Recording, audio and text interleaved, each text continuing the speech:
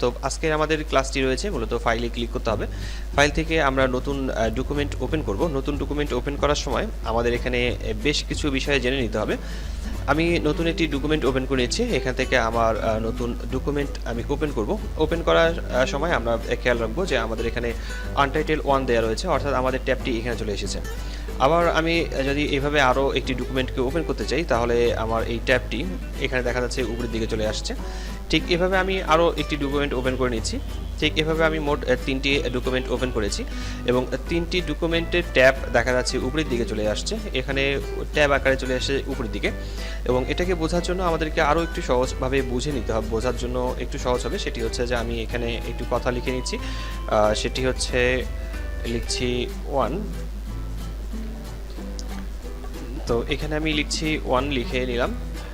এটা হচ্ছে আমাদের 1 নম্বর পেজ এবং হচ্ছে আমরা এরপর আমরা নিয়ে আসবো 2 নম্বর পেজে।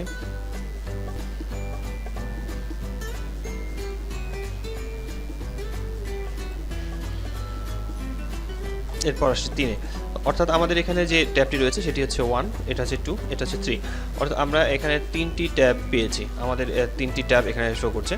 তো আমার এই ট্যাবটি এভাবে আমি দরকার নেই, আমি চাচ্ছিলাম যে এটা উইন্ডো আকারে আসবে। অর্থাৎ আমার এই যে ট্যাবটি রয়েছে আমি এটাকে বাম বাটন চেপে ধরে যদি একটু নিচের দিকে ড্র্যাগ করে ছেড়ে দিই তাহলে দেখা যাবে যে এটা এখানে আবার উইন্ডো আকারে আসছে, অর্থাৎ আমি এটাকে মুভ করতে পারছি, যে কোনো জায়গায় আমি রাখতে পারছি। এভাবে প্রত্যেকটি ট্যাবকে আমরা আলাদা আলাদাভাবে এভাবে মুভ করে নিতে পারবো, অর্থাৎ আমরা মুভ করে আলাদা আলাদাভাবে রাখতে পারবো। তো এখানে আমার 1 নম্বর ট্যাব রয়েছে, এখানে 2 নম্বর, এখানে 3 নম্বর। তো এটা হচ্ছে উইন্ডো আকারে শো করবে।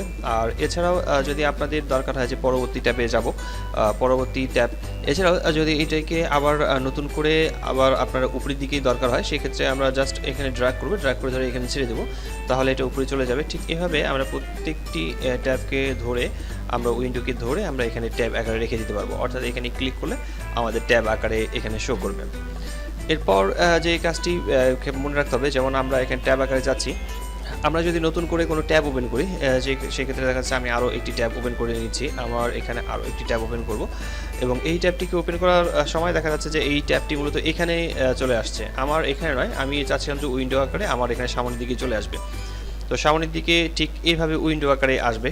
তো এইরকম করে যদি দরকার হয় সেক্ষেত্রে আমরা ক্লিক করছি এখান থেকে এডিটে ক্লিক করার পর প্রিফারেন্সে ক্লিক করব। ক্লিক করার পর আমরা এখান থেকে ইন্টারফেসে ক্লিক করব। ইন্টারফেসে ক্লিক করে নেওয়ার পর এখানে দেখতে পারবো যে এখানে লেখা রয়েছে ওপেন ডকুমেন্ট অ্যাজ ট্যাব। এই যে টিক মার্ক দেওয়া রয়েছে এই টিক মার্কটাকে আমরা এখান থেকে উঠিয়ে দিয়ে তারপর আমরা ওকে লেখাতে জাস্ট ক্লিক করব।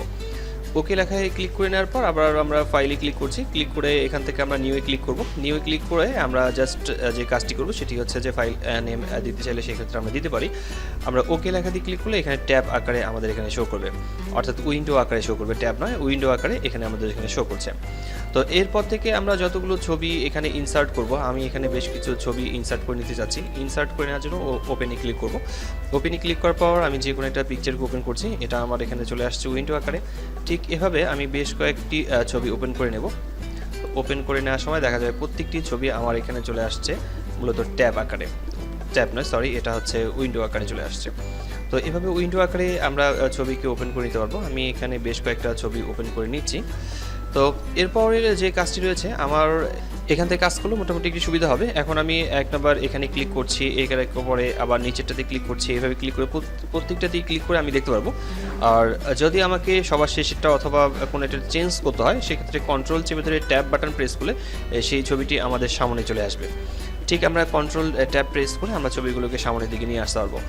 এরপরে আরও একটি বিষয় আমাদেরকে মনে রাখতে হবে, সেটি হচ্ছে যে আমরা যে ট্যাবটি ওপেন করেছি এই ট্যাবে এরপর পাশাপাশি এর উপরে যদি আবার নতুন করে কোনো ট্যাব ইনসার্ট করতে হয়, যেমন আমি এখানে ক্লিক করছি, ওপেন করছি, ওপেন করার পর আমরা আবার যে কোনো একটা ছবিতে ক্লিক করে ওপেন লাই ক্লিক করলে এটি আবার আমাদের এখানে উইন্ডো আকারে আসছে।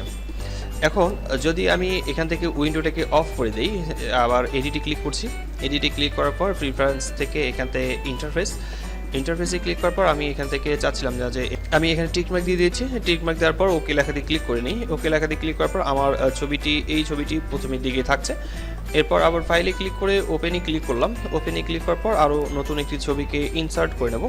ইনসার্ট করে নেওয়ার সময় আরও একটি বিষয় মনে রাখতে হবে যে ইনসার্ট করে নেওয়ার সময় আমরা দেখতে পাবো যে আমাদের ছবিটি মূলত এখানে ইনসার্ট হয়ে গেছে, আমাদের এইখানে উপরের দিকে ট্যাবে চলে আসছে, এখানে আসেনি, আবার কোনো উইন্ডো আকারেও কিন্তু আসেনি, কোনো উইন্ডো আকারেও আমরা ছবিটি পাইনি। এই ছবিগুলোকে কেটে দিচ্ছি।